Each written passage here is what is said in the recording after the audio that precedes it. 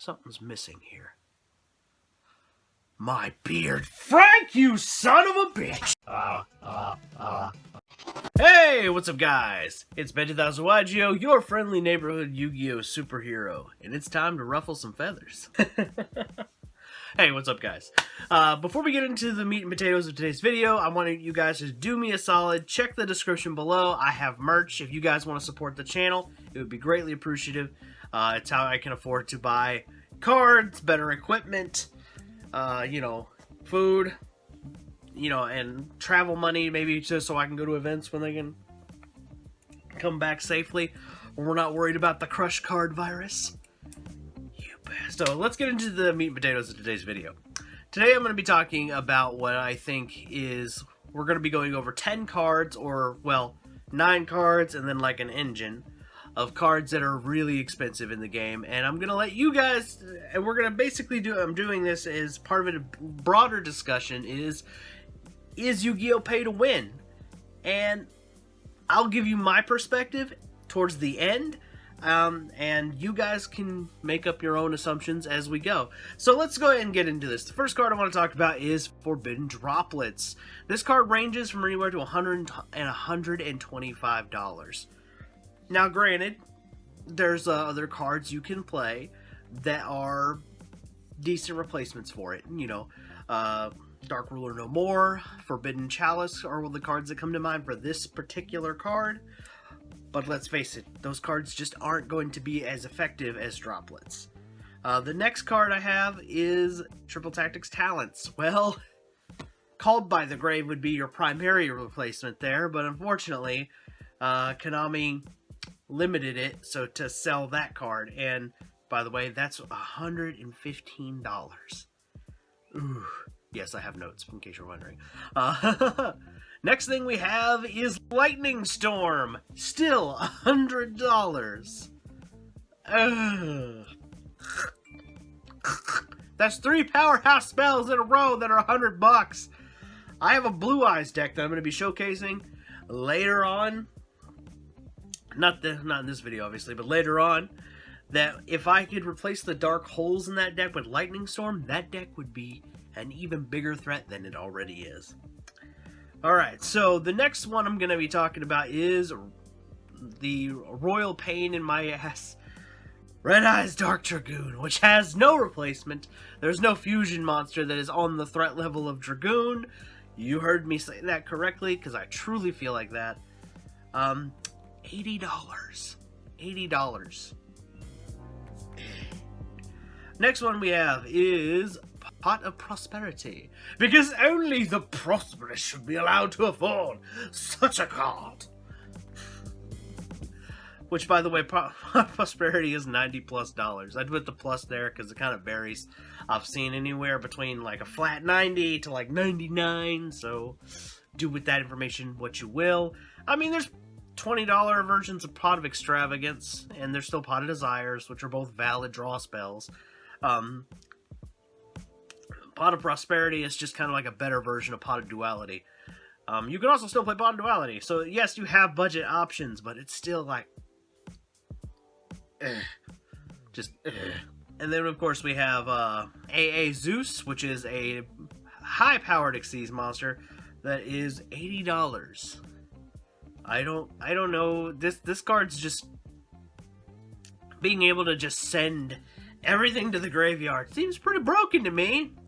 It's non-targeting, non-destroying removal. I'm kind of like, well, there's not anything to replace that either. I mean, it's not that there aren't very powerful Xyz monsters. There are tons of super powerful Xyz monsters.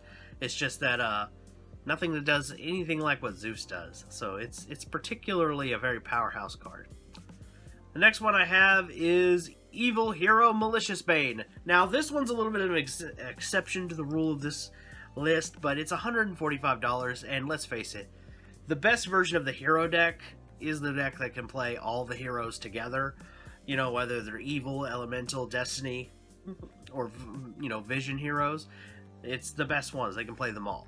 So ultimately, yeah, Malicious Bane, but truth be told, the best hero decks can have Malicious Bane as an option for them. And it's a powerhouse fusion, which, ooh, 145 bucks. Alright, the next one on the list is something that I wish was reprinted to oblivion, was Blackluster Soldier of Chaos, the Link 3 monster. It's 100 bucks. According to TCG Player. And I'm just sitting there looking at that card like I'm pretty sure it was cheaper than that. Anyway. But yeah, that card has a few other options you can play. There's other Link 3s that are available. I can't think of anything off the top of my head, but you know, I mean, there's also the Samora Link. You can play that and go for something like that over this card. You know, it's just nice to have a monster. You know, I'm pretty sure the Mech Knight that's a Link 4 whose whole name escapes me at the moment. You know, just adding one more card to make that guy would just be a better play, you know, for your wallet. Another monster we have is Access Code Talker. Now, this one's a little bit interesting because, yes, you could play Borrelsword. And the cheapest I saw Borrelsword was like $4 or something like that.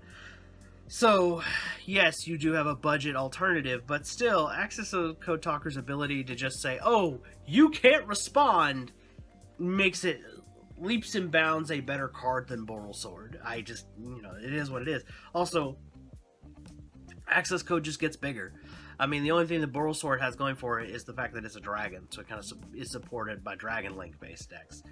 But, you know, Access Code Talker is just a little more universally powerful. Alright, so the last part of this list is we're going to be talking about is actually an engine. But we're talking about Nadir Servant, specifically. But by extension of that, the Dogmatica engine. Basically, minusing the Nadir Servants, you're looking at spending $126 to $145 for the Dogmatica package. And $70 for one Nadir Servant. You guys can do the math, I'll flash the number up here because I don't want to do it in my head right now. But the point of the matter is like, it is so expensive, and like, I get it that it's a good engine, but there's no engine that's gonna be a replacement for that. It's the anti-extra deck engine that also allows the player playing it to really like maximize their own. So it's just big oof. So now we're getting to the end of the video, and I wanted to go ahead, since now that we've gone through all those cards, why do I think Yu-Gi-Oh is pay to win? Right now, and I want to say that right now it is. Like, granted, not every card that I listed on here is splashable in every deck, but a lot of them are. A lot of them are staples or an engine that could boost any low tier deck up to a competitive level. It's that good. I'm sorry, the Dogmatica engine is powerful enough to give low tier decks the ability to keep up with higher tier ones. And and that's the thing that is very frustrating to me. Yu-Gi-Oh very much feels like it is pay to win to me. And I know that the House of Champs of the world, and some of the other Yu-Gi tubers are flat out going to disagree with me. They're going to say it's pay to do well, or it's pay to play. Pay to play is one thing, but this is pay to win. Alright? Think about all the cards I listed that were your budget equivalents to the ones that had a budget equivalent. Alright? They just don't do enough. Flat out, they don't do enough. Compare Dark Hole, or Heavy Harpy's Feather Duster, or Regeki to Lightning Storm. It just doesn't do enough. Those cards might be powerful on their own, but Lightning Storm just is like, oh, I'm an either-or scenario. It's very much like Ash Blossom in that aspect. Do you need to get rid of a bunch of back row, or do you need to get rid of a bunch of front row? It's versatile. Anyway, guys, I want you guys to leave your thoughts in the comments below. Since we're talking about this, I just wanted to go ahead and make a video on the topic and tell you guys what I think. And I want to hear from you. So do me a solid and put a comment below. If you're new to the channel, consider subscribing. Because if you don't, I'll turn you into a Karibo. And also leave a like. And I'll catch you guys in the next one. Peace.